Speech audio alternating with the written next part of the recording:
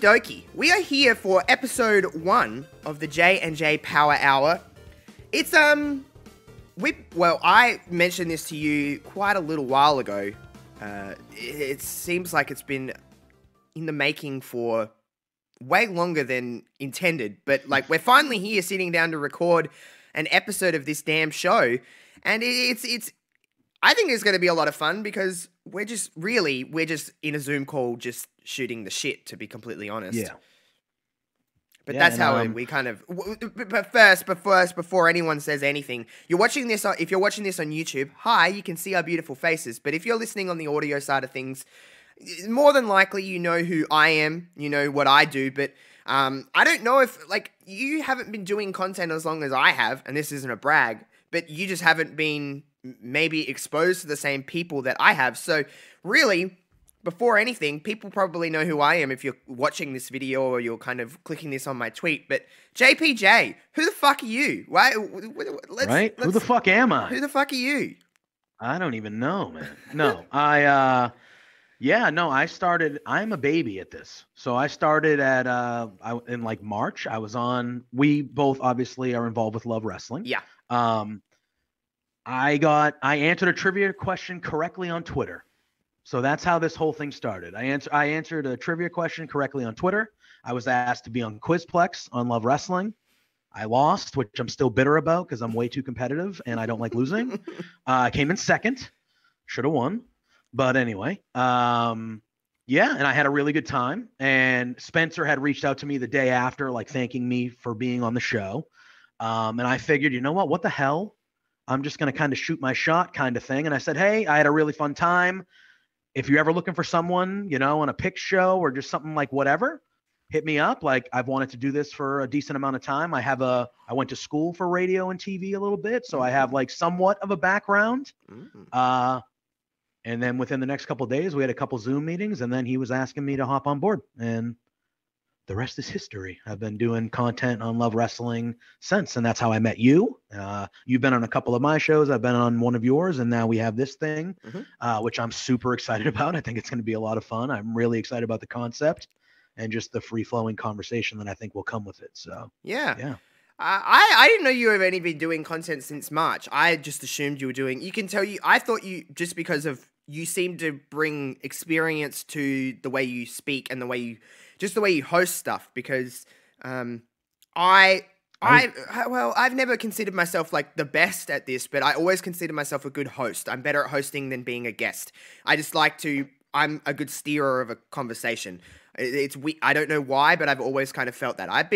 For anyone that doesn't know me, for anyone that's clicking over from, the JPJ side of things or just discovering us both, I've been doing content for about 3.5 years. I started with Wrestling Reverb back in 2018.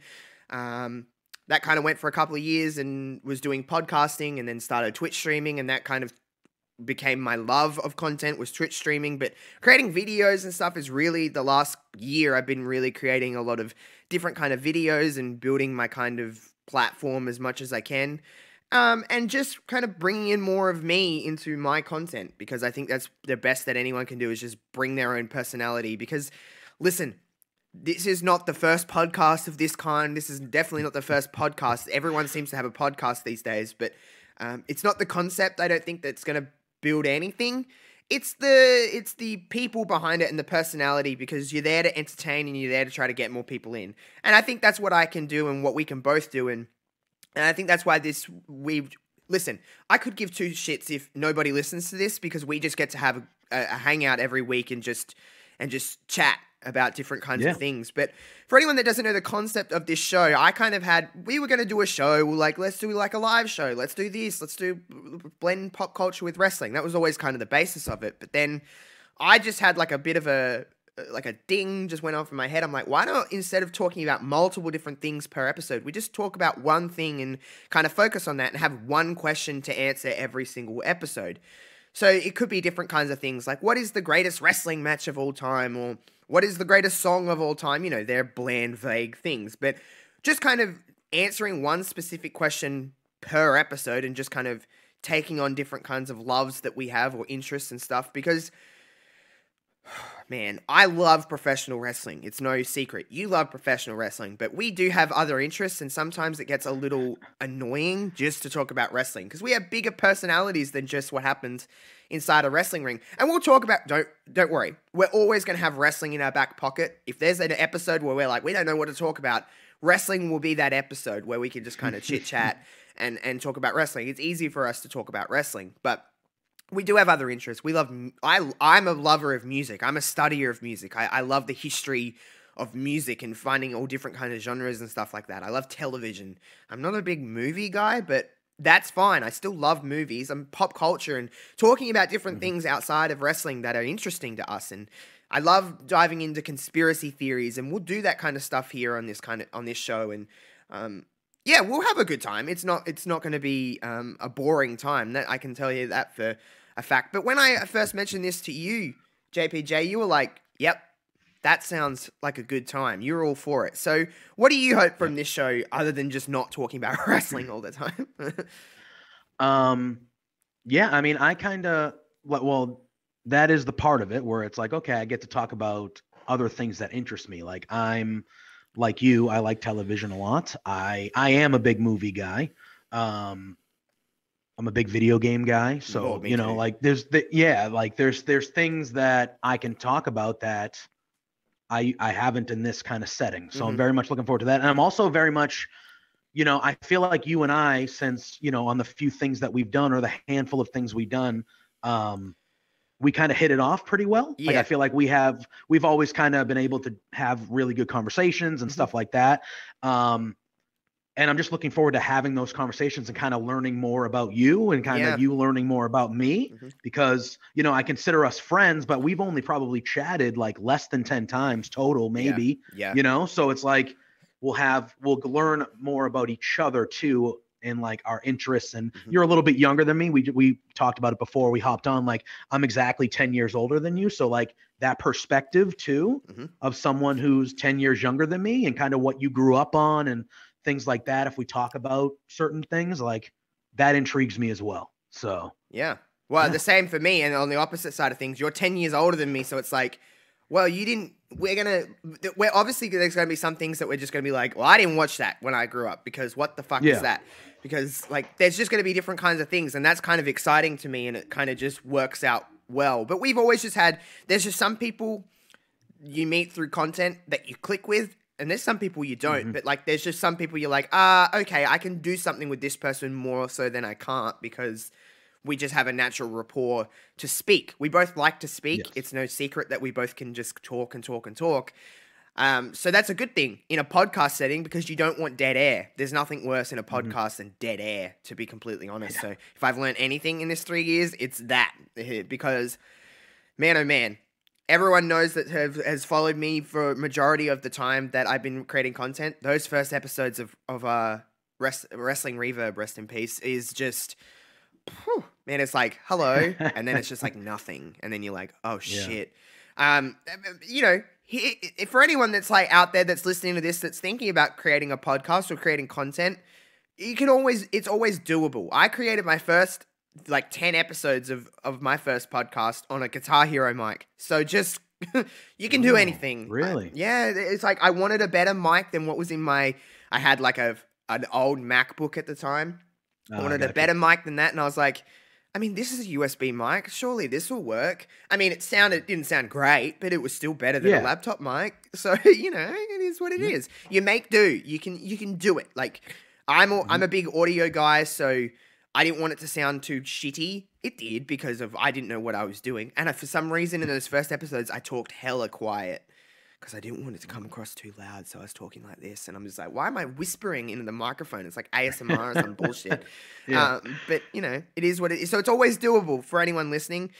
You've had your kind of intro to this though is like you have a really good spot because you have people with Love Wrestling like Spencer and Zach and everybody that have had so much experience doing this that it's kind of a blessing in disguise that you're thrusted into something fairly quickly, but also like you have a lot of us around you to be like, hey, don't do that. That's a no-no, or this is a good thing to do. And you said you studied, you know, radio and stuff like that. So you've got a background in, you know, knowing not to speak directly into the microphone, or knowing not Yeah. to go too far back, and do all these kind of things. Yeah. Like, you know, the ins and outs of what to do and what not to do. So that's a good thing. Yeah. Yeah, it's nice when you have people that you admire and you kind of have a history of doing the thing that you haven't done as long, right? So like I knew once I got the opportunity, I know who I am as a person. I know how competitive I am. Like when I throw myself into something, like I want to be the best. Like I want to be the best. That's just how my brain works. Same. So I felt like even though I never knew that this opportunity would happen with Love Wrestling, I felt like I was always ready for it if it came. You know what I mean? And then when it came, you know, that the first month or so, I wasn't doing really anything. I would hop on a Sunday brunch here or there, but like I wasn't doing something. I was just trying to get my feet wet and be like, all right, are you like really decent at this? You know? And then from feedback, I got feedback from you relatively early on. Spencer, obviously, like when I started hearing feedback where people were like, yeah, no, like you sound like a natural of sorts. Like you sound like you've been doing it for a while, type stuff. And once I kind of started hearing that feedback, that's when I was like, all right, cool. Like, let's figure something out. Let's come up with something. And then, yeah, it's now very you're easy on like when 50 you have shows. Yeah, I know. Everyone makes fun of me. I'm like, I'm not doing, I mean, it's not that much, but yeah, dude, I love it. I love it. I love it. I would do more if I could. But the time that I have free, I kind of want to maximize and do as much as I can do because I love doing it. It's fun. Yeah, no, that's fair. You do, you know, it's a good little crew and stuff like that. So, just before we wrap up these kind of intros and get into what we're talking about, if you are discovering us, I'll give you a little bit more of my kind of time. It was about this time last year where Spencer reached out to me to, I think I was the third after Zach. I think I was the first person after Zach to get asked to do something. And me and Spencer at that point, by the way, for anyone that doesn't know, he's a little behind the scenes scoop. I hope Spencer doesn't mind me saying this. I don't think he will. Screw Spencer. Fuck you, Spencer. He reached out. We had not spoke at that point. We had not spoke ever on a show. Nothing. We had interacted on Twitter. And this was what really surprised me with the Love Wrestling offer. I don't know what you want to call it. He said to me, I followed you for a while. I watch a lot of your content, which I didn't know that he ever did, because it wasn't like someone that was always like constantly, outward being like, watch this guy. And he was doing it here and there, but like anybody else. But he reached out to me and said, hey, I want to talk to you about something. And I was like, okay. And at this point, by the way, this time last year, I just stopped doing podcasting because I was like, I'm not feeling this anymore. Like I was starting to lose my love for wrestling. At that point, things were dwindling and just not having fun with it. So I was like, I can't do a wrestling podcast anymore. And I was just kind of streaming on Twitch. I wasn't really doing anything. I was creating videos here and there. And he reached out to me and said, hey, I don't care what you do. I just want you to be a part of this. And I want you to just, whatever you can contribute to in any kind of way, you can do. And then I was like, really? You want me on here of all people? Like, you could have chose anybody. And Spencer has a pretty damn great experience in what he does. Everyone knows Spencer's kind of journey. And I was like, what the hell? Like, Spencer wants me a part of this. I'm just like, oh, okay. Because, I mean, I've gotten better with my self-confidence, but at that point especially, I was like, what? Why? I don't get what I can bring to the table.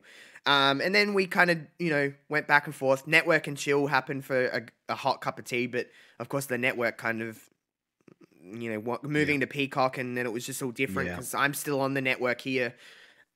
So it was just like, a nail in the coffin for that one. And then, long and behold, I started creating videos, and then the Legacy of came around, and now I do that every week. So, and that's kind of been the staple of the YouTube channel, at least for Love Wrestling. So I can confidently say that without bragging, that's the kind of. Oh, you can brag. You're allowed to brag. It's that kind of keeps the YouTube content moving for that. It's not live or anything like that, and I can kind of create it in my own kind of time.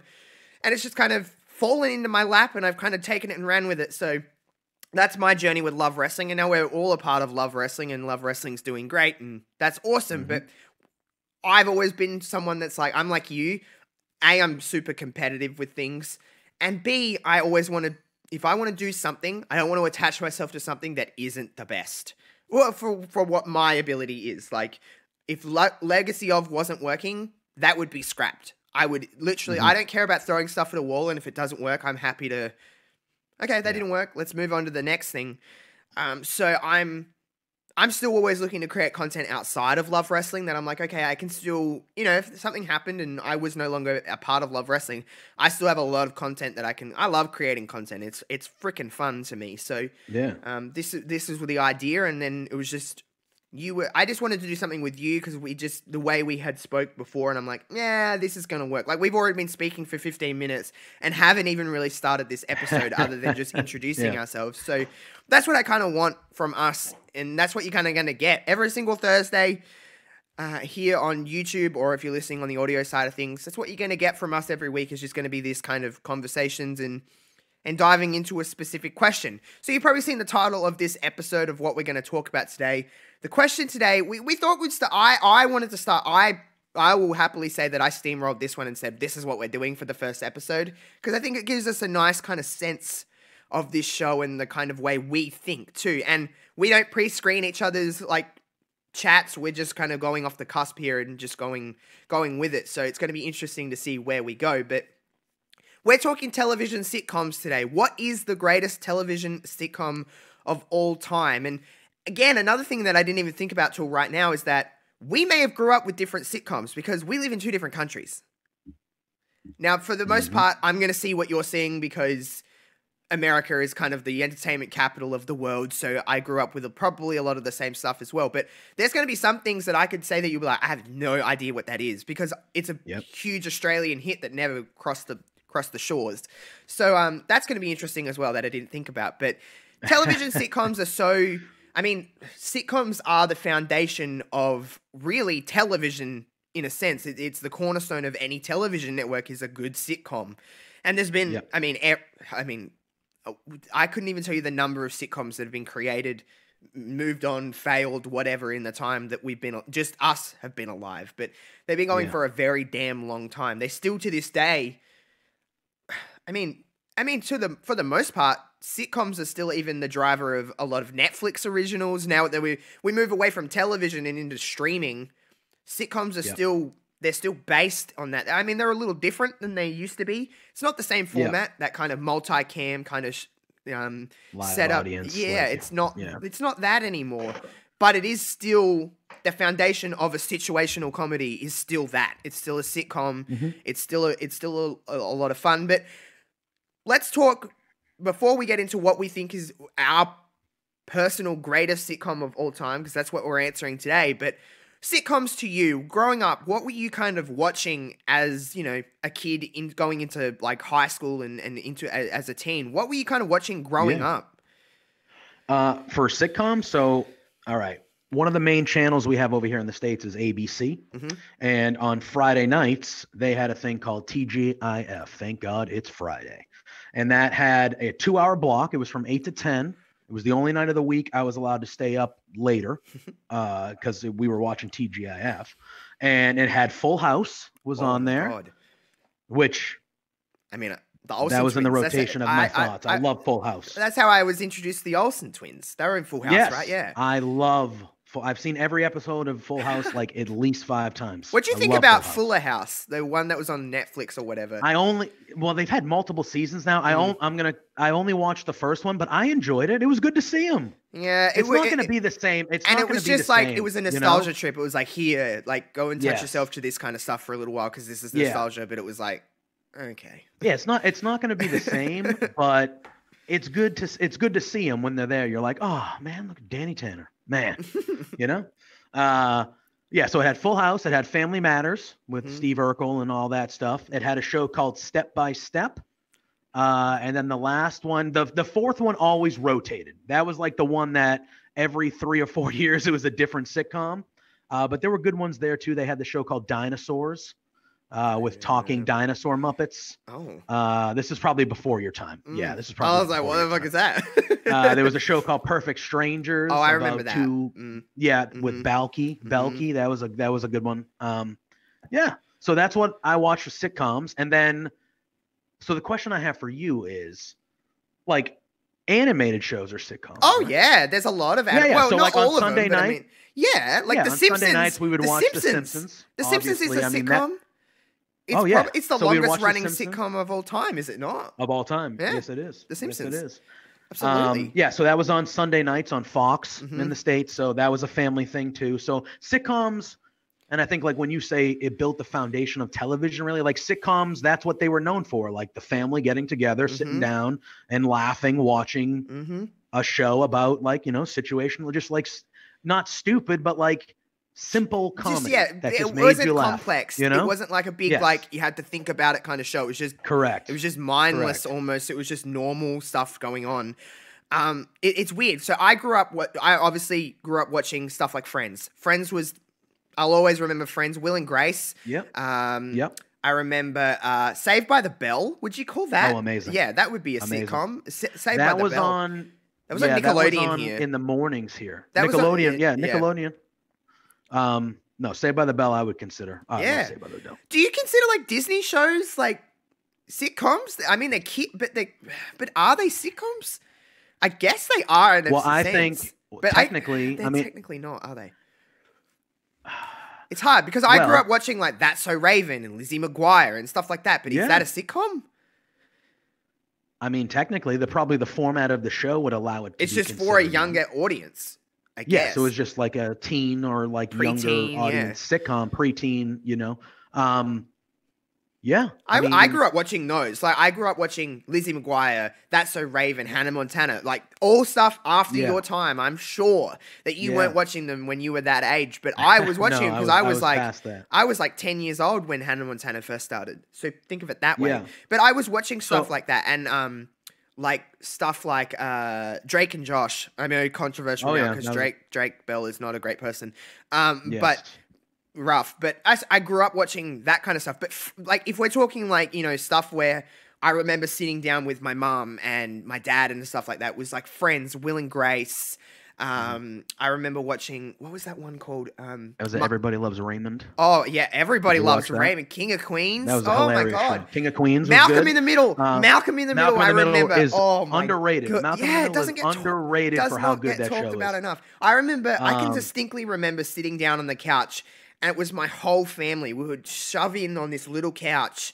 I don't know why. There was other couches I remember, but I always remember us like being tightly packed in, and I would remember watching Malcolm in the Middle and always just popping for Bret Hart in the very beginning, in the intro, because he was putting someone in the sharpshooter. And because I was a wrestling fan, I was like, oh, I love this show. Like, it has Bret Hart in the starting. I remember that's my first memory of Malcolm in the Middle is like sitting down and being like, that's Bret Hart on Nitro or something like that. And I was like, oh my God. And then I started watching Malcolm in the Middle. And it is a show right now that does not get talked about enough. It is on streaming services and stuff like that. But I don't feel like everyone's like, sitcom, Malcolm in the Middle. Like they're always like this and this and this. And you're like, damn, Malcolm in the Middle is so fun. But yeah, those are the ones I really grew up. I do remember Friends being such a staple that my mum loved. And just by association of everyone else in the house, you watch kind of what mum wants or what dad wants, and they loved Friends. And even now, I mean, Friends. Let's talk about Friends for a minute because I have a bit of a hot take on Friends. I love Friends, but it's aged terribly. Like it's aged so poorly. Some of the stuff that's in that show now is like, I have a feeling that there's going to be a few shows where it's going to be that way. Mm-hmm. You know what I mean? I think that's just go on. But it's well, I was just going to say, I just think a lot of things that we talk, especially for me, like the stuff that I grew up on, like you're talking like early to mid 90s, like the things that were discussed in regular day life and shown on television, like they weren't okay then at all. And they're like really not okay. Like they're not, especially in today's world, I mean, today's world is so, in a lot of ways, oversensitive, but I think sensitive because of situations that have happened. I think it's 100%. It's a debated sensitivity, but it's also it's a whole other conversation. But it's a sensitive to a point of we've been driven to a lot of this Maybe not all of it, but Yeah. a lot of it. Yeah, 100%.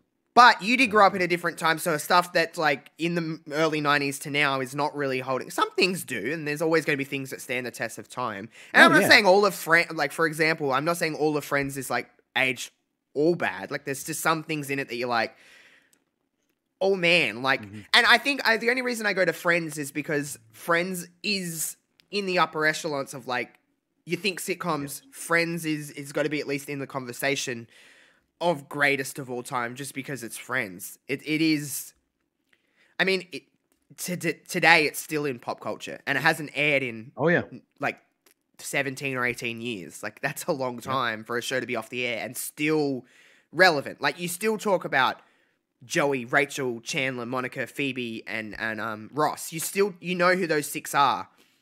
Even kids like much younger than me know what Friends is just because it's just in it. Friends is pop culture, isn't it? Oh, 100%. And you can still find it every day if you want, you know what I mean? Like oh my God. over here it's in syndication. You can find it. Yep.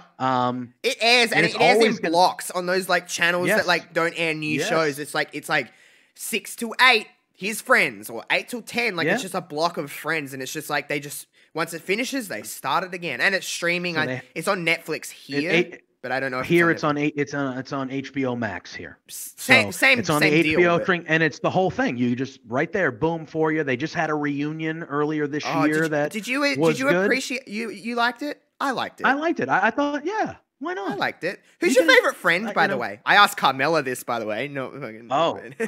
Ross. I'm a Ross guy. Oh, so you're the same. It wasn't always that way. It wasn't always. So as you got older, you appreciated Ross, because that's what happened to my sister. She was like, I didn't care about Ross, and then as she goes, wait a minute, but Ross is the most consistently the same all the way through the show. He doesn't change who he is. Correct. And for me, as I got older, I just appreciated him more. I thought he was. Early on, Chandler was my guy. He was the funny, cracking the funny jokes, the funny mannerisms, like stuff like that. So like, I was like, all right, I like Chandler a lot. And I also really liked Phoebe. Phoebe's my favorite. She was so quirky. And I think, now that I'm older, and I think in the tribute, Lady Gaga, she thanks her for being like, hey, thanks for being the weird one. Yeah. Kind of, So she was, though. That's what I always recognize with her, is like, she's an oddball, and I always considered myself kind of a bit weird. And I was like, oh, Phoebe's, I see myself in Phoebe. So she was, I guess, the most relatable to me. But I think it's hard to say.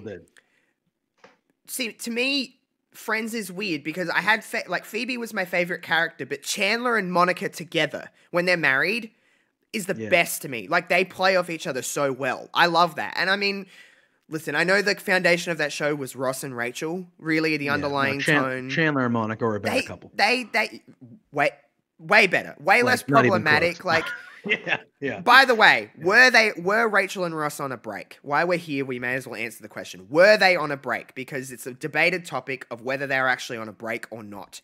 I think they were on a break. I think they were on a break too. Yeah, I thought she made it clear. She made it clear, and he didn't want to hear it. They were on a break. Yeah, I mean, look I understand the reaction to the situation. 100%, 100% understand the reaction. I get it. You're gonna be hurt. I get it. But they were on a break. You're on a break, yeah. And as hard as it is, that doesn't mean that you can't have those emotions. No. You just can't take them out on her. Like it's allowed. It's allowed. You can think it's wrong, cool, but it's allowed. Under the circumstances, it was allowed.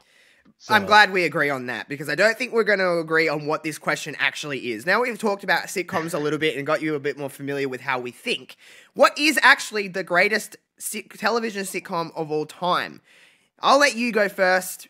What do you think, in your personal opinion? Again, by the way, people, it doesn't necessarily mean that this is our favorite show of all time. We'll even probably say our favorites of what our favorites is. But what do you think is the greatest television sitcom ever?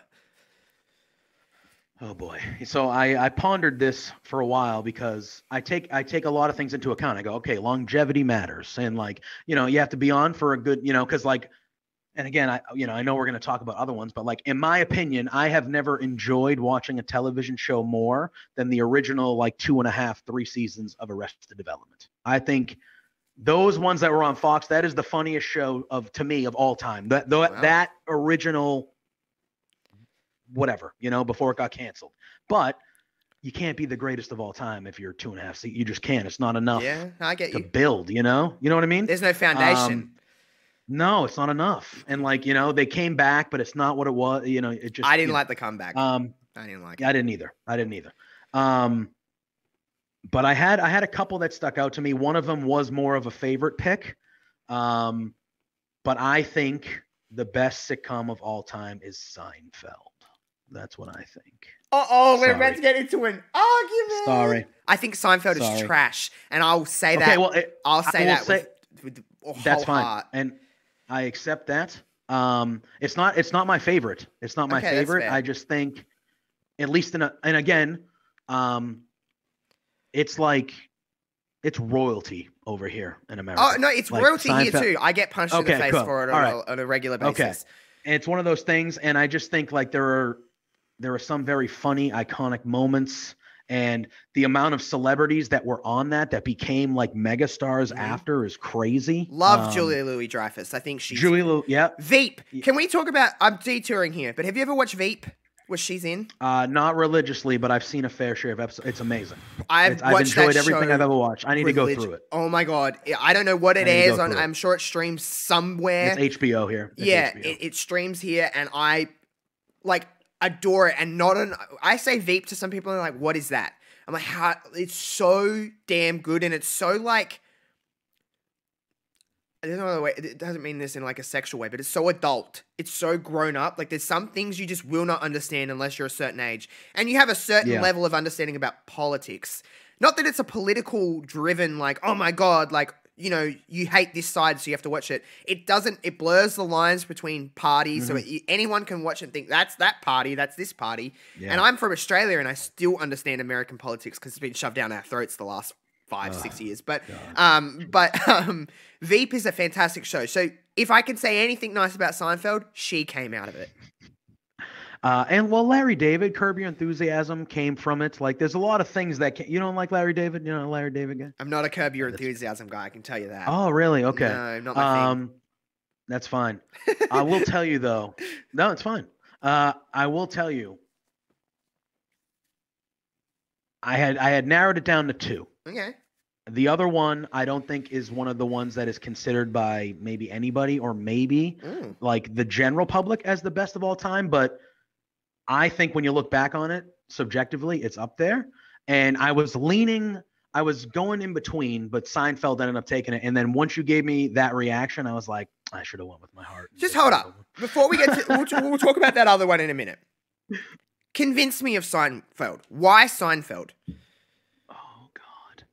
I just think for the show, it's literally the tagline is it's the show about nothing, and it's just about these 4 people who are best friends in New York. That I feel like they're not even really. They're friends, but it's a very odd relationships they all have. Yeah, no, I get it. I feel like Jerry and Elaine are really the ones that are like the realest friends of the group. Yeah. But yeah, every episode and the side characters are funny. Like the parents, George's parents his father is arguably one, to me at least, one of the funnier characters in the history of television. He always just wants these yelling everybody, wants to play Festivus, and just the iconicness of the things that you remember. The soup Nazi, the marine biologist episode with George with the whale and the golf ball. The Mets episode with Kramer, and again, this could be an age thing too, because this, I don't know. I watched it. I watched it growing up. I do remember watching it growing up, and even as a kid, some things you watched as a kid, and you're like, I don't like this, and then you give it a little bit time until you're a bit older, and then you watch it again, and you're like, oh, this is actually really good. It was always trash to me. Okay. Watched it as a kid. Watched it when I was older. Didn't like it both times. Yeah, I mean, I just for me. For the cultural relevance of it, and for me, at least when I was watching it, and again, I feel like I've watched it probably 3 times all the way through. Okay. And I feel like the first time was easily the time I enjoyed it the most. Okay. And then as I watched through it the second and third time, it didn't hit me the same, where I feel like other shows, they always kind of hit me when I rewatch them. So maybe that was a sign, but I just feel like for the cultural relevance, the finale is still like one of the most watched episodes of television of all time. Yeah, I just feel like it won all. And again, this is, if you're talking about the best, you got to talk about like critical acclaim and things like that. Like it won award after award, Emmys for writing, acting. It was the biggest show that was on television for the first half of my life. And it spawned a lot of sitcoms, kind of built its foundation off of Seinfeld. Friends essentially built off of Seinfeld. Really. Correct. So I understand that. I get it. I personally don't love it, but I understand its cultural impact it had on television and just the world. I mean, a lot of people still talk about Seinfeld now. So I mean, that shows that it kind of stands up with everything else. So I'm not gonna shit all over you. I get it. I understand it. It's definitely... No, you can shit all over me. It's not my favorite. It's not my favorite. Listen, we'll talk about your favorite in a minute. I'll give you what I think is the greatest, and we'll kind of go with favorites after this. But so I don't think it's gonna shock anyone what I think is the greatest, just because. Listen, I went in my mind and I'm like, is it The Simpsons?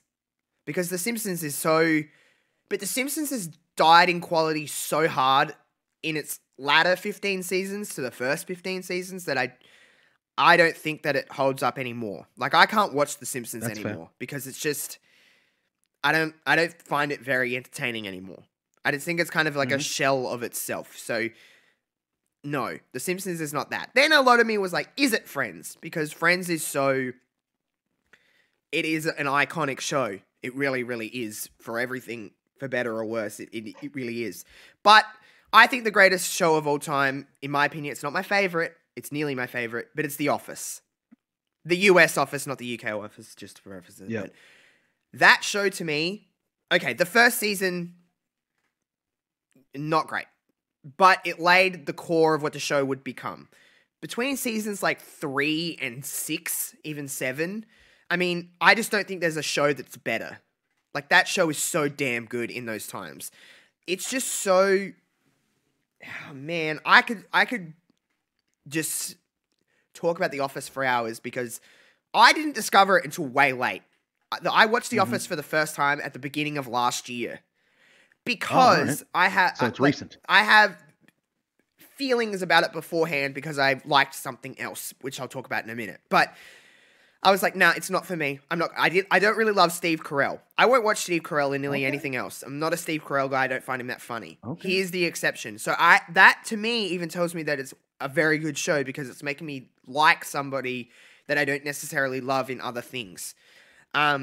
But the foundation of that show to me is not Michael Scott, as much as people want to create memes about him. It's Jim and Pam. Jim and Pam is the core of that show. It's what that show revolves around, especially when spoiler alert for anyone that hasn't watched The Office, when Steve Carell leaves in season 7, and the last 2 seasons are essentially, it becomes more of an ensemble, but it is about Jim and Pam. So they always were the core of that show to me, and they're the funniest in that show. Not my favorite. My favorite character in The Office is Phyllis, of all people. Is Phyllis, because she's actually a piece of shit, and it's funny. She is nasty, and it's so funny to me. But The Office is just... The Office is... I just think it's so laid in the foundation of the world at this stage. Like, everybody knows it's so gifable, it's so memeable, so many clips always pop up, and it's just like, I don't really know too many people that haven't really watched The Office. Everyone's watched The Office. At least at people my age, even people older though.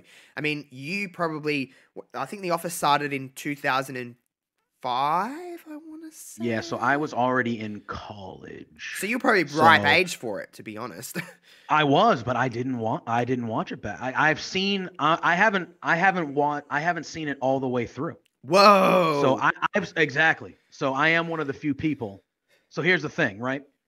I've seen a lot of The Office. It's on everywhere. Oh, yeah. And I feel like, so when I was talking about like cultural with Seinfeld, I feel like The Office is that show now. Yeah. You know what I mean? Like, like you said, everybody knows what it is. Everybody knows the characters. I was not a religious watcher of it, but I know all the characters. I know all their names. I know who's who. I know Jim and Pam. I watched the first three and a half seasons as it aired in real time. And then I think I became, I was 20, 21, working late nights, kind of partying, doing the thing. Yeah. And I just lost it. And I still have never really found my way back to finish it. Oh, you need to. I know I do. Now yeah, of course. And, but the episodes that I've seen, and I've seen episodes out of place. Yeah. I know I've seen a ton. I love Craig Robinson. Yeah. I'm a big fan of Craig Robinson. Like it's easily the most iconic show ever of the last at least of the last couple of decades. No, it might be ever. It might be ever because I feel like it's gotten more popular as we move with time. I remember it being a thing. I was young, obviously, when it came out, so the stuff in the show was really not. I was 10 when that show started, so I was like, I don't know. Yeah. I remember watching it years and years ago and being like, I don't understand what's going on. But as you get older, you start to understand what is actually going on in the show. Because there is things in it that would get cancelled now. 100%. I was gonna ask, does it fall into that category of some of it? Some things. There's some things in that show that you're like, oh man. But I feel like a lot of it flies kind of under the radar because of the cultural significance of the show. But when you actually watch that and you binge it through, you're like, that couldn't be made today. But you could say that for, 90% of television that's been on in the last 25 years, you could probably say that can't be made today. So, it is what it is. But it just, as I feel like it's one of those shows that as it gets older and younger people start to find it, and then younger and younger and younger and younger, and it just lives in generations. Like, you can kind of... The Office kind of lives throughout. It doesn't really... If you're at a certain age, you can kind of watch it until the day you die. You know what I mean? Like, it kind of floats in that time. Yeah, and I would say it's way more popular now than it was when it was first on television. So I think that says a lot. I know, for the life of me, I can't think of what's Pam's real name. Jenna Fisher. Jenna Fisher. Yeah. Jenna Fisher and Angela, who plays Angela in the show. They have Office Ladies podcasts.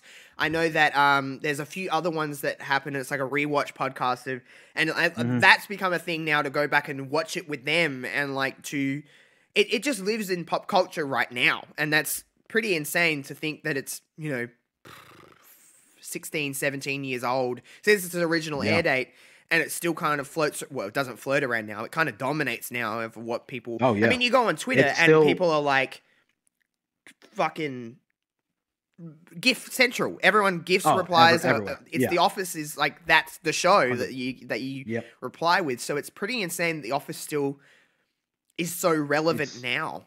And people are like, reboot. And I'm like, don't reboot it. It's so good in its 9. Well, I know some people didn't love the last season, but like the 9 seasons that it has, it's like, why do we got to reboot everything? Stop rebooting television shows. I was just gonna say, like, we don't need to remake everything, guys. We can just go back and rewatch. Like, it is okay to. That's why streaming go back exists. And rewatch. And I will go back and I will finish it. I'm watching a sitcom. I'm watching a show that you would consider a sitcom right now that I thoroughly enjoy. Ted Lasso, which I don't know. It's on Apple TV. Oh, I don't even know what it is. And it's with Jason Sudeikis. Okay, I'm in. He plays an American college football coach. Okay. Who takes a job in England as a soccer football coach. Oh, that's okay. All right, it's a comedy. Yeah, but it's heartwarming. I love that. He's like this all American. It's funny. That's what I love. The Office gives you that. It doesn't just give you. Yes. Listen, it's a comedy. It's haha. There's that in it, but it does give you like heart wrenching. The finale of The Office every single time. I've watched The Office like 6 times through in a year and a half. That's how much I love it. The finale makes me cry every single time. Like, I bawl. I remember the first time I watched that and I was just like sobbing because I'm just like, holy shit, like this is so heartwarming. And there's this moment, and people that love The Office will know exactly what I'm talking about. Is it it's either in the finale or it's the episode before the finale, but there's this bit where Jim makes a DVD for Pam about, he talks to because it's a documentary, it's a mockumentary, but it's like a documentary. So he talked to the camera people and was like, hey, I got them to put like a highlight reel together of how we met and how we fell in love. And oh my God, there's it's just so like, it's just like, oh, and he like writes a letter. And Jenna Fisher said that like John Krasinski wrote her a letter, like John to Jenna, and that's why she cried so much, is because it was so real. And every time I'm just like I love when shows get me like that. Like I love when, especially a comedy, which is you're so used to being like, haha, this is so stupid and dumb. And then there's those moments, because it's weird how everyone I'm sure isn't the same, but when I watch television, I get so immersed in television, and I'm like, I know these characters, these people are my friends. So when I feel it, what they're like, I get so enriched in like television like that. I do it with wrestling as well. So like, it's just those moments in The Office. I think that's why it pulls ahead of, well, it's my it's like tied for my first, like for my favorite show ever with something else. But I think that's why it edges to the greatest, is because those moments are so special in those, and it just, those characters are so, they stand over anything ever for me. But before we get to your favorite show, just because I'm talking about it, my favorite show ever is Parks and Rec. Same kind of vein as The Office. It's in that universe, kind of that weird element created by like Greg Daniels and Michael Schur. It's just, they're just that kind of humor to me is me. That's my humor. It's very like subtle, dry, self-deprecating humor that I love. That's what I appreciate. It's not like haha, like it's not like joke, laugh. Like it's a little bit more complex, I guess. But I absolutely adore Amy Poehler. I think Amy Poehler is one of the funniest people on the planet, and I don't think she gets talked about enough for how funny she is. And she's a producer on that show and stuff like that. She did write a lot of these episodes and directed a few as well, but she's so funny. And that whole cast, I mean, Chris Pratt is now one of the most famous action stars in the world, but he's so funny. Chris Pratt is so funny in that show. And Aubrey Plaza, okay? I was just going to say, she's one of my favorites. She is so crazy. She's insane. But like in a perfect way. And just like, if you've ever watched Aubrey Plaza on like the Today Show or like, different interviews, she's insane. Like she does it on purpose, obviously, but like she just doesn't give two shits, and it's so funny. But her role as April in that show is so fantastic. That cast just plays off. I love Parks. I watched it before The Office, and I think it's a sentimental favorite more so than anything. It's just, that's the show I remember when I first watched it years ago, just falling in love with and being like, holy crap, this is just my kind of humor just in a nutshell. But that show is just so, again, The Office and Parks and Rec are interchangeable with how similar they are. The writing is the same. They've got the same format. It's that mockumentary style of show. It's just what I adore the most. And I just love everything about Parks and Rec. Like, I can literally I've watched Parks and Rec like an uncountable amount of times. I can nearly recite most episodes word for word at this stage. It's that kind of love. But I don't get sick of it. Like, I can put it on and it's just, it's background noise at this point, because I'm just like, I know what's happening, but it's comfort. And I think that's a good sign of something you love, is when it just becomes comfort. And when you can just put it on. Yeah. When you're focused on other things and you're like, you know what, this makes me comfortable. I'm throwing that on. I'll laugh when I pay half attention, and then I'll do my stuff. That's kind of the gold mine. And like for me, well, you said that you got emotional at the end of The Office. So, it was a show that the finale, I agree with you. I think when you're watching television, whether it's sitcoms or dramas, whatever it is, when you watch it, because I feel like I watch it the same way you do. Like, when I invest my time in things, like I invest my time. Like, I plan my day around. I'm like, okay, I can watch it from this time to this time. So that's when I don't go on my phone. I don't do anything.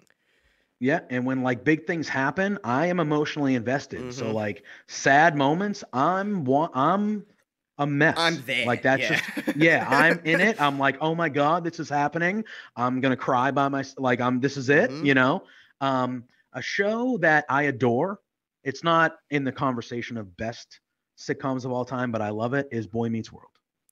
Oh my God. Um, Oh, Boy Meets World. I haven't watched Boy Meets World in a that long time. it is so good of a show. You watch them literally grow up from like second grade to through college, and they get married, and it's a good family. That father is one of the best TV dads of all time.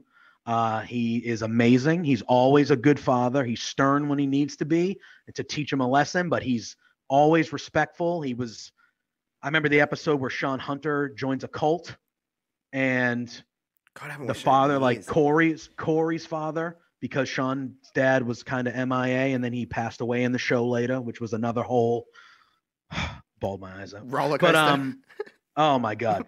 But like Corey's father goes to the cult leader and like stands up and he goes, you know, this is my son's best friend he's ever had. He is basically my son. Cut the shit, you know? And I was like, man, what a good dad. What a good TV dad. But the last episode where they say goodbye to Feeney, Mr. Feeney. And oh my God. it's the first time in the whole show, because Feeney, no matter what, the whole show, they always try to get Feeney to say that he loves them. Like the whole show, that's the premise of that relationship, is like, tell us you love us. And he never does. He's always like, oh, children, or like whatever, because he's like the ultimate mentor, you know? And in that last episode, they have their goodbyes. And Corey's like, tell us you love us. And he still doesn't say it. And then they all leave the room, and Feeney starts crying by himself in the classroom. And he's like, I love you all. Aww. And that's how it ends. Right? Oh, lost my mind. But anyway. But that's like, I mean, I keep circling back to Friends, but the finale of Friends is so sad. You know when the guitar plays and then they zoom and they all leave and then they have the little thing on the back of the door and you're like, it's over. You just sit there in that moment and you're like, wow, this is over. Like, this is really over. These people that I've watched. And they've all grown up. Like, Monica and Chandler have kids. Like, Ross and Rachel are together. Like, Phoebe just got married. Phoebe's wedding, always, I don't know why. I think it's because I'm so attached to Phoebe and I love Phoebe so much. It's like, oh, Phoebe has an ending. This is nice. Like, Phoebe's with Mike. Yeah. And Paul Rudd, by the way, fantastic. Excellent. What a great actor. Like, and doesn't age. Which is like, what are you drinking? Because he's been a handsome devil for a long time. And it's just like he's looked the same. Like since Clueless. It's like, oh my God, Clueless. What a movie. Clueless. Yeah, he was like a 20-year-old dude, and he literally looks better now. It's like, I'm like, what the hell is going on here? Possible? But he like him and Phoebe getting married. I always like get so emotional in that. But the finale of Friends, like finales really, I think a great finale can really tie up a show, but equally a bad 100%. Finale can kind of be like How I Met Your Mother is never in this conversation because of that whole last season. I hate the ending of How I Met Your Mother. I hate it. Like with my heart, I hate it. And that's such a good show up until that last season. Because it's just like, and especially How I Met Your Mother built to the finale. Like, not a lot of shows build up that way. Like, the whole premise of that show was How I Met Your Mother. And it just felt like a waste of time. Yeah, and you don't. Well, and I think that's the thing why we get so attached to these shows. Like why you were emotional at the end of Friends and why you're emotional at the end of The Office is, yes, you've enjoyed watching all this, but you've invested your time too. Yeah. So, you know what I mean? And especially, you know, back then when these shows were first on television, there wasn't streaming services. You were watching Friends. You were waiting a week to watch a half hour of Friends. How the hell do you even do that? Like, how do you? For years. I watched The Office. You know what I'm saying? Like, I watched 9 seasons of The Office in 2.5 weeks. Exactly. Like, granted, Ted Lasso's only 2 seasons, but I started that 4 days ago, and I'm basically, I got like 2 episodes left. You know what I mean? Like, and I work, you know, we have jobs, like you know, we whatever, like, but it's so easy now that I think, like, streaming wasn't around until I was a full-fledged adult. So for the majority of my life, we had to watch it. We had to wait. You had to wait, and you would get that half hour or an hour, and you had to wait. And and then when the season was over, you waited 9 months or a year until the next season. What the actual hell? Yeah, so like those years, those 8 seasons or whatever the season is for Friends, what do they do? 10? Did they have 10? 10. Yeah, that's 10 years. It People were started watching in Friends for 94 and 10 ended years. in 2004. Like, that is insane. Netflix was still mail DVDs in 2004. There was no. I don't know if anyone knows this about Australia, but we have terrible internet here. Still do. Like, it's trash. We didn't get overall, just like bad. It's just a bad no time. matter what. We didn't get like quote unquote fast internet where it was you were able to like basically where you could your uploads and your downloads were at a consistent base where you could actually stream something, or you could like upload like fast or stream on Twitch or whatever until around 2014. We have our internet service in this country is worse off than some third world countries. I'm not even joking. Our internet is that bad. I don't know why we're so behind on this kind of stuff when Australia is a pretty well-off country. I would say like America, England, Australia are... It's not an episode of something until fucking Giddy doesn't get in. If you're on YouTube, you can see... I got Lou around here she's somewhere. So annoying. Like, she just has to. She doesn't want anything to do with me until I'm recording. She's just like, let me get up here. So if you're on YouTube, you got to see Giddy. But if you're on the audio version, sorry if there was anything going on. It's the cat. But anyway, Australia, I would say like America, England, Australia are like your three... What's the word? Just like your three countries in the world that are like, okay... They're the kind of cornerstones of the world. Do you know what I mean? Like, we're pretty... We're all allies. We're all kind of in this zone. And for some reason, this country is just so behind on technology-based things. I don't know if it's got to do with, like, where we are in the world or... Like, we're a pretty rich country. Like, we're not broke. I don't understand. And we're so closely aligned with the States... And so closely aligned, obviously, in the Commonwealth with, like, Canada and England... Like, why are we not on the same level? Like, more we're technology just advanced. There's just something. It's like this and vaccines. I just don't understand what the fuck is going on in that kind of area. Do you think it's because? Well, I know from like the States, and I've never been. Obviously, I would like to go to Australia, but it's like a 18-hour flight of sorts. Yeah, I think you can get from. I think it's Melbourne to LA, which is where you basically you fly into LA if you're coming from Australia. I don't know why they do that, but I think that maybe LA, is that like where everyone comes in internationally? I don't really know. But for some reason, whenever I see flights you fly out of here in usually Melbourne or Sydney, you can go direct from Melbourne to LA. And I think that's a 16.5-hour flight. Yeah. That's a long time. LA from me, in Boston, so I'm like the exact opposite. LA's all the way on the West Coast. I'm all the way on the East Coast. That's about a 6.5, 7-hour flight on its own. Yeah.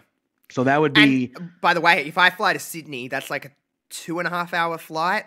If I fly to Melbourne, I think it's about an hour and a half ish. But like, that's a hell of a long. Like, when you think about it, like if I was to get from, I would have to drive to Adelaide, which I'm about an hour away, then get on a plane to go to Melbourne, and then a 16.5-hour flight. That's like nearly a whole day. I would lose time. I would go back in time. Yeah. Because but you got to add on, like, what if your trip wasn't you going to LA? Like, what if your trip was you going? Then I would have to go to LA. We were meeting in Chicago to go to All Out or something like that. I would have to then Like, get on a plane. You'd have to take another 5.5-hour flight. You know, I'd be so. And I'm not a great flyer. I'm not going to lie to anybody. Yeah. I get pretty sick when I fly. It would be. I would probably have to take some kind of sleeping pill to be like, just knock me out. Pass out. Yeah. So I can. Yeah. I can do this because I was actually.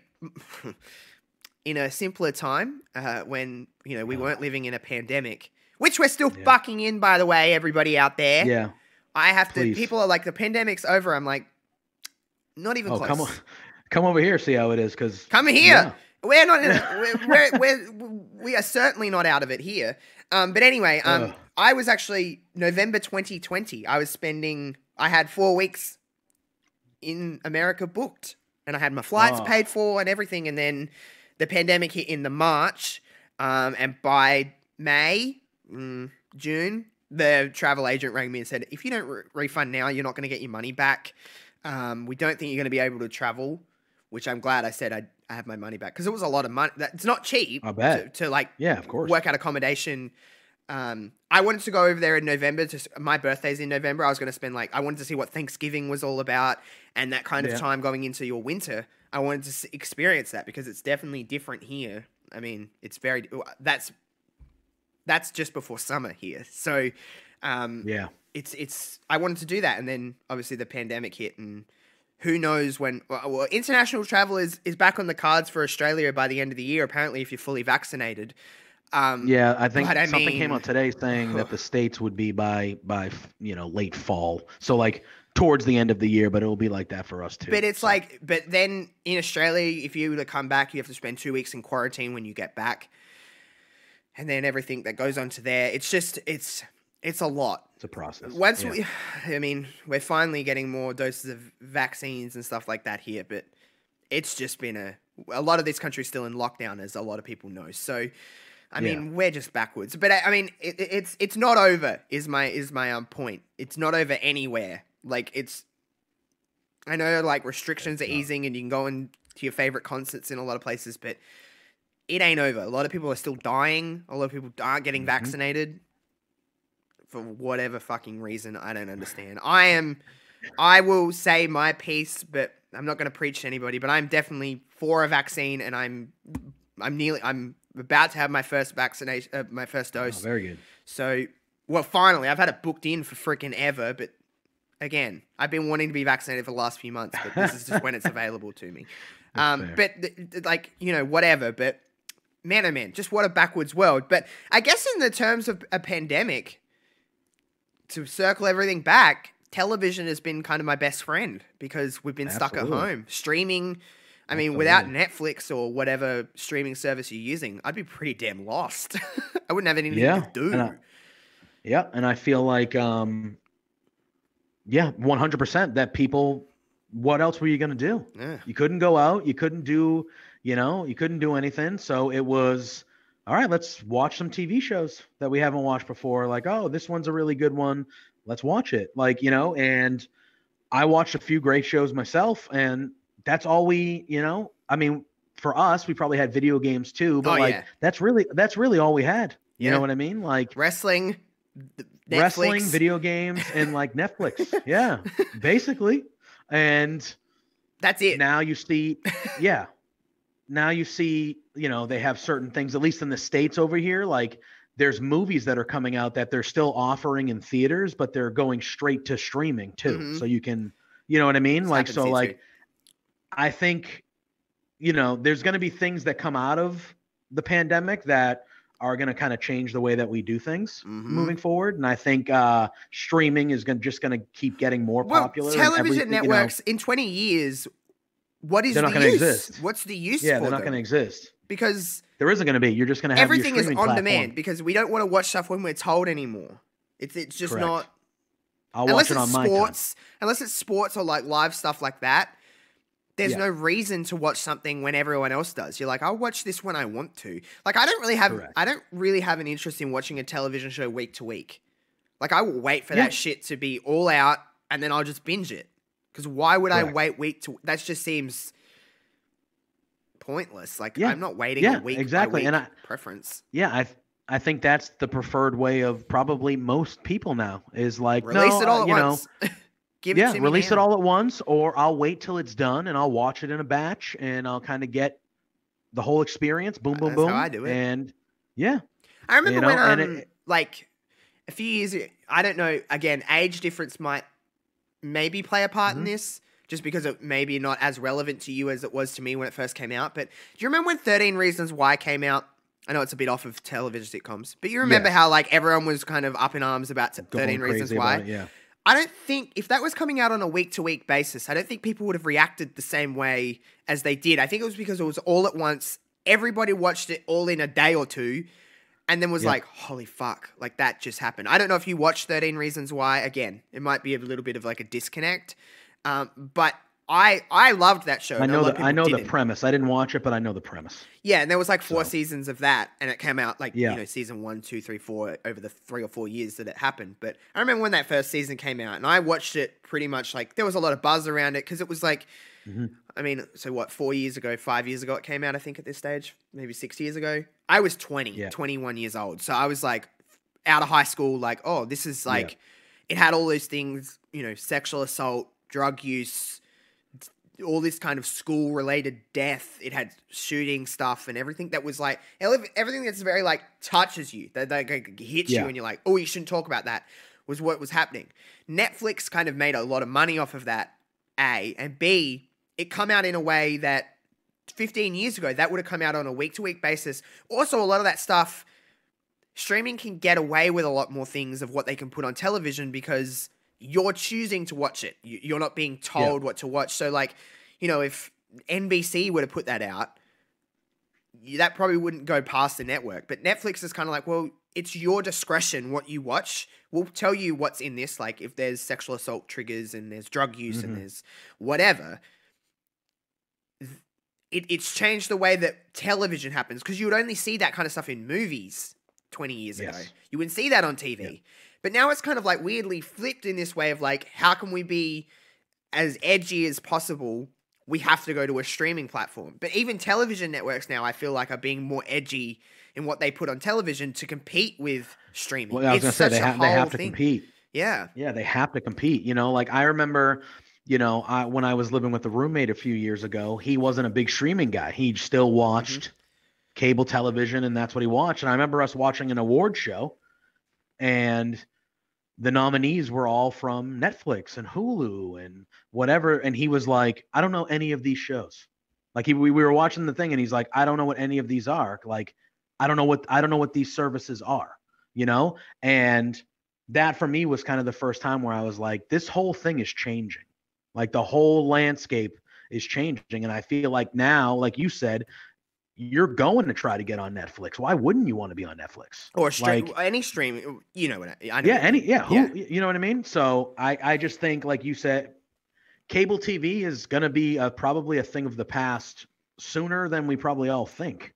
And I think streaming based stuff is, cable TV will be for live sporting events and big events. And that'll be it. And then if you want to watch any of your television shows or any movies, you're going to have your 2, 3, 4, or however many. Oh God. And it all adds up and you're like, oh, I'm paying a lot of money. It's like basically a cable subscription at this point. Well, that was the thing. Like everyone, a couple of years ago when this first started getting popular was like, oh, it's so much cheaper than cable. Oh yeah. Hell yeah. It's so much cheaper than cable. I'm getting rid of cable. And now it's like, okay, well now to see everything, you need 12 subscriptions. So you're paying exactly what you were paying. When are they going to, I hope they one day they all come together and like, we'll release a bundle where you pay this much money, like cable, and you get all your streaming services. You get all your shit. And that's basically it. Oh my God. But it's crazy how television has evolved, and even, again, back to sitcoms and stuff like that, how it's all just evolved and how it's all changed. The format's changed, the way we consume it's changed. Just everything is changing and it's trying to evolve, and it's a pretty weird time when you think about it, even when I was a kid to where it is now. And then when you're a kid to where it is now. I mean, it didn't really seem to evolve from when you were watching to when I was watching in our kid years. But then from where I'm a kid to now, to even where I was talking about my little brother who's 11, to where he is now. And what he's now consuming is like so different. Like he's consuming Netflix. He's consuming all this stuff. And I'm like, wow, I was still watching Disney Channel and like doing what I want at that stage, or it's so crazy. I think that's the thing, right? Like I think about like, what were you doing when you were 11? Like what was the after school, like into the evening routine when you were 11? And like, I would have never, we didn't have a computer in my house until I was 14 years old. Zach comes home and gets on his iPad and goes on YouTube, and it's kind of scary when you think about that, though. When you think about what we consume on YouTube or what we consume on all these things that are like pretty intense. Like there's some pretty intense stuff on there. He can just click it on his iPad. And I remember when I used to get home from school, shout out to another TV sitcom. I used to get home from school and watch Sabrina the Teenage Witch. Oh, great. Good show. Melissa Joan Hart. I used to watch that show it used to be on our school day would be 8:30 till 3. So I'd be home by 3:30. I'd be out of my school clothes, out of my uniform, and I'd sit down like fucking face to face with the television. I know it's bad for your eyes, but I used to have a television that I would sit on this tiny little television and watch Sabrina, and that used to air at 3:30 Monday to Friday. So I'd watch that every single day after school. That used to be what I watched. I don't know why it was Sabrina the Teenage Witch of all things, but I just remember watching Sabrina. Yeah.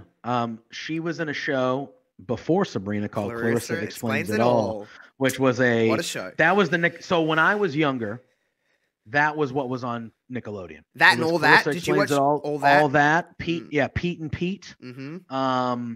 Then there were a couple shows like Salute Your Shorts was a good one that I liked a lot. If Kenan and look Kel, that, I used to watch Kenan and Kel. Yeah, that was after. That was a bridge off of all that. Mm-hmm. There was like I used to watch a show. I used to watch the Amanda Show. I know that's a little later, but I used to watch the Amanda Show. Well, she first got famous on all that, and then she went to, and then Amanda Show was essentially just all that, really. But it was just her. Like she was the star of it, right? And that was great. I mean, Amanda Bynes certainly had a storied life, I guess you could say. Yeah.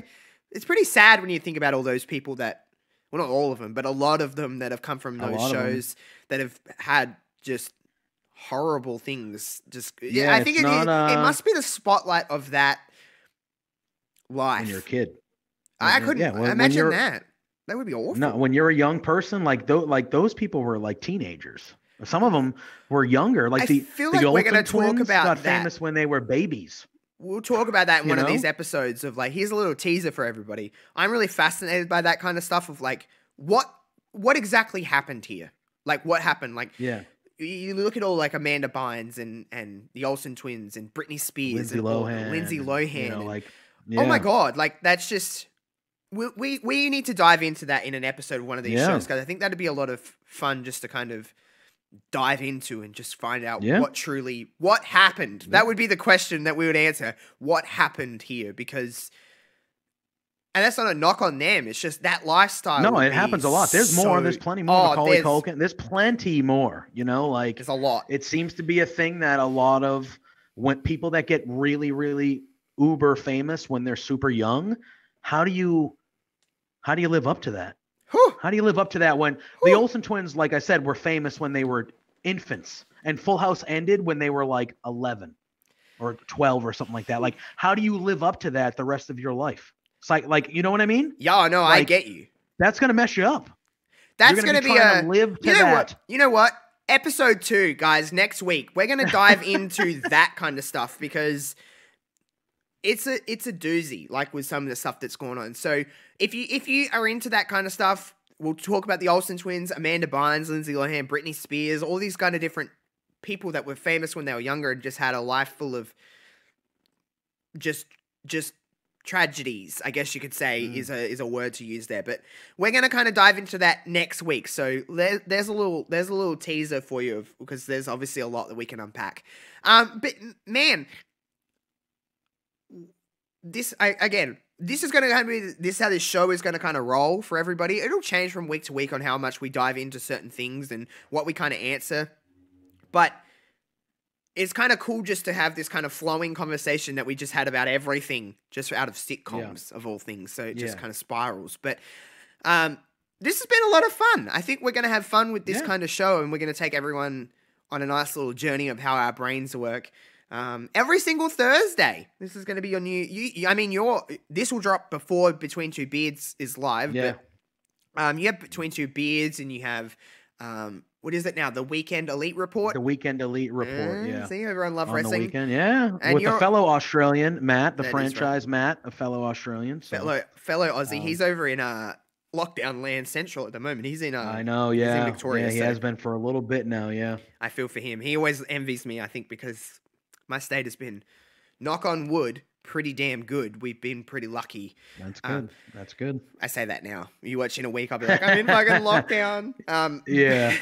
Hopefully not. You have your own kind of stuff that's going on over on Love Wrestling.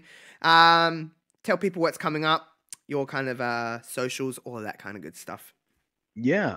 So I am on the Twitter machine at Joseph_Poulin Jr. Poulin Jr.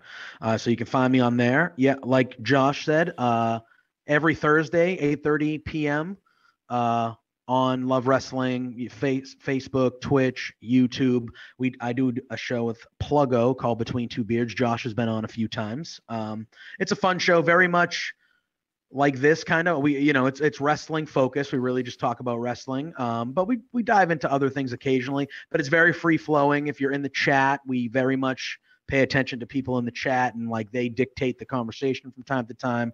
I do the Weekend Elite Report with Matt, where we dive into AEW, Dynamite, and Rampage, which is the belle of my wrestling ball currently, AEW. I know you've gotten into it a lot recently. I love it, and I think they're hitting their stride, and it's just going to keep getting better. And then, yeah, I just try to jump on other things when I can, but those are really the two main focuses on Love Wrestling. And then I'll be here with you every Thursday as well, which I'm very much looking forward. I'm just looking forward to having these conversations where we kind of focus on one topic, but then end up talking about a whole bunch of shit. You know what I mean? Like that's, yeah, it's going to be good. It's going to be good. I'm very excited for this. So yeah. Everyone kind of knows twitch.tv/Josh Robinson 00. I'm live a lot. I'm always playing something, doing something fun. I think I like my streams. They're very much like this. They're just very casual. I'm pretty bad at games. So if you like that, I mean, I'm not great. As long as you have fun. Oh yeah, I just have a good time. I'm there to have a good time. Yeah. Just all that matters. Don't be an asshole in the chat, because you'll get asshole Josh, and I can be an asshole when I want to be. I will tell you to fuck right off if you come and be an asshole in my chat. But other than that, Legacy of drops every Monday. I've got a Legacy of ECW coming up on October 8th at 6 p.m. over on Love Wrestling's YouTube. There'll be a premiere. I'll be in the chat. We're going to try and make it a good time. It'll air a couple hours before SmackDown, so don't worry. Wait, no, it'll be a Thursday night. Oh, I don't fucking know. Something like that. I don't know. It'd be something like that. I get confused with the day. But it's October 8th, so that'll be, a Thursday night in the States. Yeah. No, a Friday night. No, it's Friday, I think. It's a Friday night. It airs a couple hours before SmackDown, so you have a good chance to watch it before SmackDown, and that kind of stuff. What else is coming up for me? I think that's it. Yeah, I think that's it. I've got a few other things that I'm planning, but other than that, it is just normal stuff. I'll keep all our links in the description below so you can go and follow us when you need to follow us and stuff like that. If you're listening over on the audio side of things, make sure you leave a review. If you're listening on iTunes, give us 5 stars. It helps us with the iTunes podcasts, whatever you want to call them, algorithm.